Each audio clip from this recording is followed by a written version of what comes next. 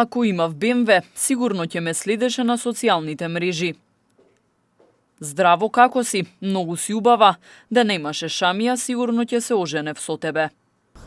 Ова се само дел од пораките кои ги добиле девојки од Полошкиот регион, кои беа денес изложени на Тетовскиот плоштад. Центарот за еднакви можности организираше изложбата со цел да се мотивираат и охрабрат жените и девојките да пријавуваат малтретирање со кое се соочуваат преку социјалните медиуми. Изложбата денеска се вика од инбокс во плоштад, затоа што сакаме пораките што девојчињата ги добијат во социјалните мрежи да ги видат сите.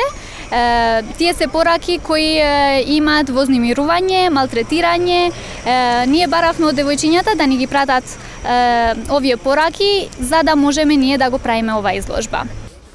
Во истражувањето на Центарот за еднакви можности Бубамара, со кое биле опфатени 208 девојки на возраст од 18 до 25 години. 65,8% од нив одговориле дека примиле пораки од момчиња или мажи кои содржеле разни форми на сексуално вознемирување, говор на омраза, закани и навреди. 32,2% од нив не примиле такви содржини на социјалните мрежи, додека 1,9% се одлучиле да не одговорат.